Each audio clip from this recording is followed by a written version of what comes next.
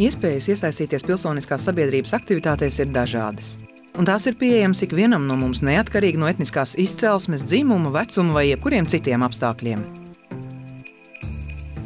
Silvija un Mareks no darba un mācībām brīvajā laikā dodas uz Bērnu Kliniskās universitātes slimnīcas onkoloģijas nodaļu. Tur mazie pacienti ārstējas ilgi, vairākus mēnešus, pusgadu un pat gadu. Gaitenis, palāta, gulta, procedūras, ārsti un vecāki – tā ir bērnu ikdiena. Kopš nodaļā strādā brīvprātīgie, bērniem ir ko gaidīt. Tad, kad mēs te bijām praksē, tad mēs intervējām un anketējām bērnus, un mēs sapratām, ka viņiem ir ļoti maz šīs iespējas, brīvā laika iespējas, jo medicīniskais personāls dod šo medicīnisko palīdzību, un nav šī laika, viņiem nav to cilvēku, kas ar viņiem paspēlētos vai vienkārši aprunātos, un tas tieši šausmīgi. Tas bija redzams, ka tas ir vajadzīgs. Un man ir tā, ka es tā neesmu tās pārliecināts tāds ar bērniem, tāds spēlētājs, bet tā ir vieta, kur es varēju darīt kaut ko labu. Tā ir man izvēle vienkārši. Brīvprātīgais darbs sabiedrības labā nesaņemot atalgojumu, sniedz savstarpēju atbalstu un rada piederības sajūtu. Ģimenei, draugu lokam, domu biedriem, valstī. Inita un Raitis ir Nomalas teātra aktieri. Viņi ir amatieri un savas izrādes dāvā draugiem. Ar šīm izrādēm mēs vairāk vai mazāk tomēr uzrunājam to cilvēku daļu, kas neiet ikdienā uz izrādēm. Tie pārsvarā ir mūsu draugi, tie ir jaunieši, kuriem neiet katru dienas teātru, bet uz šo, ja viņš atnāk sākumā paskatīties, tie ir kā mans draugs spēlē, ja? Un ar to, ja viņam ir pamats iepazīties ar lūgu, pēc tam viņš pasaka vēl savam draugam, tur baigi labi spēlē teātrī, aizējām paskatīties. Ir arī vēl lietas, kas ļoti patīk saist un aizrāja, kuras es tiešām izvēlos vairāk kā profesiju. Teātris, tā ir iespēja arī ar viņu nodarboties šādā veidā un tiesībā šādā veidā, kāpēc ne? Pilsoniskās sabiedrības aktivitātes neprasa milzu naudas ieguldījumus vai speciālu izglītību. Tā ir iespēja ikvienam īstenot savu sapni. Vienam teātra spēlēšana, citam basketbola treniņš, vēl citam vienreizējā sajūta dziedot pūtu vējiņu dziesmu svētku kopkorī. Kristīna darbojas Mežaparka attīstības biedrībā. Viņa ar domu biedriem ir izveidojusi Mežaparka līdzsvarotas attīstības plānu, kur apkopotas iedzīvotāju domas par Mežaparka nākotni. Tā ir vieglāk panākt, lai amatpersonas uzklausa un lēmumi tiek pieņemti sadarbojoties. Jebkurš, kas mūs uzklaus, nevar teikt, tās ir jūsu emocijas, vai jums nav neviens fakts pamatā, kad šeit ir nevis šīs emocijas, bet iedzīvotāju viedoklis apkopots. Tie var būt lieli un mazi projekti.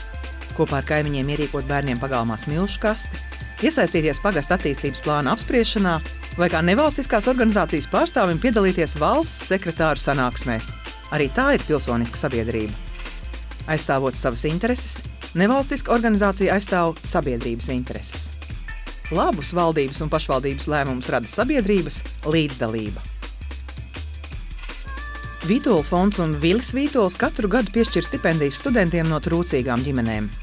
Jaunībā dzīvodams Venecuēlā, Vilis Vītols pats saņēma Forda stipendiju, lai varētu studēt. Es uzskatu, ka, ja cilvēkam labi iet dzīvē, tad viņam ir jāpalīdz citiem. Tas vienkārši tā. Kā saka, kam Dievs ir devis, tam arī jāpalīdz citiem un jāmēģina.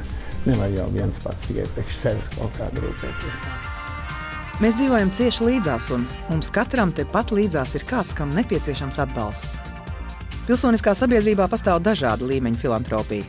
Uzņēmumi un cilvēki, kas ziedo, kopienu fondi un citi. Agnese strādā Ogres bāriņtiesā. Pirms vairākiem gadiem viņa vēlējās iemācīties veidot interneta lapas. Un tā soli pa solim no darba brīvajā laikā tapa Agneses portāls Cālis LV. Tagad tā ir populārākā māmiņu tikšanās vieta internetā. Es pat ļoti labi zinu, ko nozīmē sēdēt vienu gadu mājās ar mazu bērnu, ka tev nav iespējas ar citiem parunāties, ka nav nekādas informācijas. Un vienīgā iespēja izrunāties ir aizējot uz poliklīniku. Un tāpēc bija tā doma, kā atvieglot tām jaunām māmiņām dzīvi.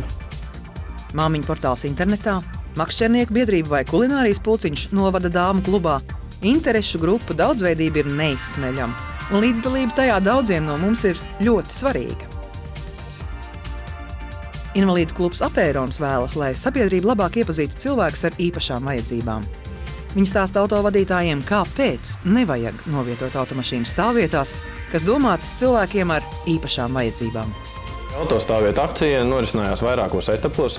Pirmais no tiem bija sadarbībā kopā ar valsts ceļu policiju un pašvaldības ceļu policiju, kad mēs ar humoru skaidrojām autovadītājiem, kad šīs autostāvvietas nevajadzētu aizņemt invalīdu. Un piedāvājām varbūt mēģināt iesaisties ratiņkrēslā un veikt arī iepirkumu šajā ratiņkrēslā. Reizēm cilvēki sagaida, ka valdība vai pagastvecis viens pats atrisinās visas mūsu problēmas. Mums ir jāapzinās savas kopīgās intereses.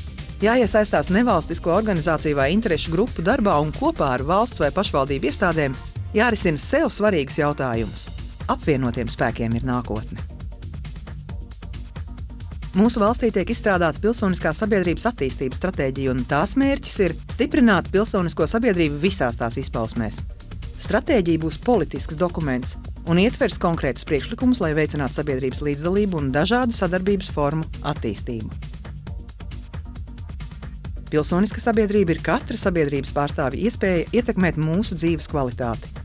Iesaistoties interešu grupās, brīvprātīgo kustībā vai kādas nevalstiskās organizācijas darbā, mēs īstenojam savas tiesības paši veidot dzīvi, ko dzīvojam.